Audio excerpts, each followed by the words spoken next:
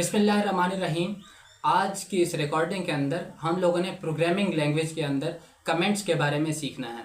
हर language के अंदर comments होते हैं। अभी हम लोग सी लैंग्वेज को पढ़ रहे हैं, तो सी लैंग्वेज के अंदर कमेंट्स क्या होते हैं और कैसे काम करते हैं, इस बारे में हम लोग अभी जानने लगे हैं। देखिए जी, आम जुबान के अंदर कमेंट के बारे में जब हम लोग सुनते हैं, इसका मतलब ये होता है कि अगर कोई चीज़ है या कोई तस्वीर है या कुछ भी है, उसके बारे में कोई भी बंदा जो बात करेगा वो कमेंट उसका कंसीडर होगा। ठीक है, तो जैसे कि फेसबुक के ऊपर भी नीचे कमेंट्स का ऑप्शन होता है, उसके ऊपर आप जो है अपनी मर्जी से जो आपके माइंड में चीज़ें हैं वो आप कह सकते हैं अगर चाहें तो प्रोग्रामिंग लैंग्वेज के अंदर कमेंट्स क्या होते हैं और इनका क्या मकसद होता है, डिटेल से जानने लगे हैं। सबसे पहले ये देखें, जैसे हमारे पास हम लोग आपस में बोलते हैं और उर्दू में या इंग्लिश में, तो हमारे पास जो है वो सेंटेंसेस होते हैं।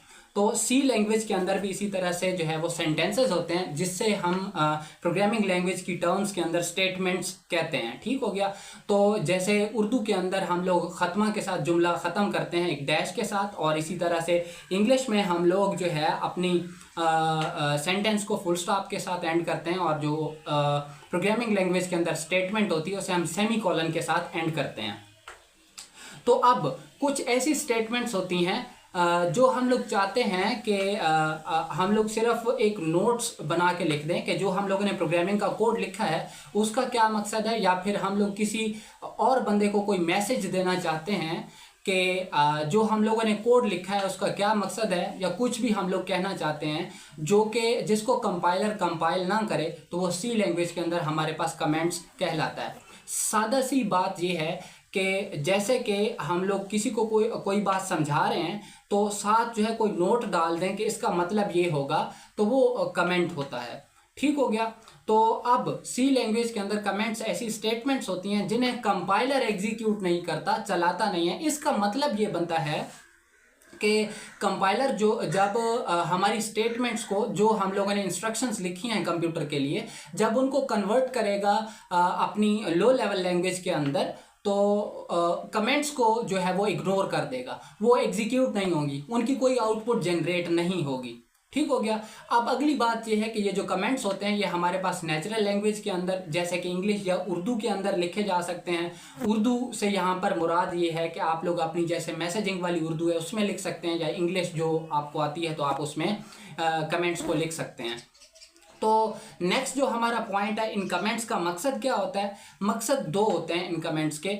पहला मकसद ये है कि अगर आप एक कोड लिख रहे हैं और आप कहीं पे काम कर रहे हैं, वहाँ से आप लोग छोड़ के जाना चाहते हैं, तो जो कमेंट्स के साथ, जो आपने अपने कोड के साथ कमेंट लिखा होगा, उससे दूसरे बंदे को आसानी से समझ में आ जाएगा कि जो आपने कोड लिखा है वो क्या लिखा है और किस मकसद के लिए लिखा है।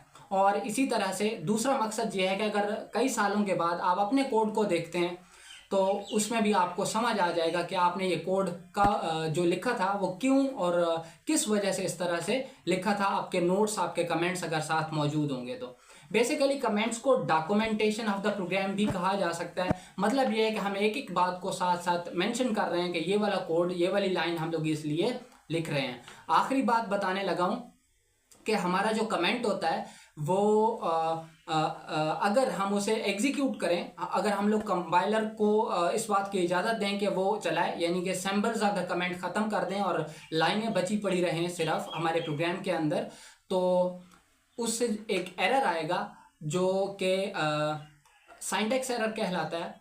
सिंटैक्स एरर को हम आने वाली रिकॉर्डिंग्स के अंदर, बल्कि एरर की सारी टाइप्स को जो प्रोग्रामिंग के अंदर आते हैं, आने वाली रिकॉर्डिंग के अंदर हम लोग स्टडी करेंगे। आज की इस रिकॉर्डिंग के अंदर हम लोगों ने यही कुछ जाना था।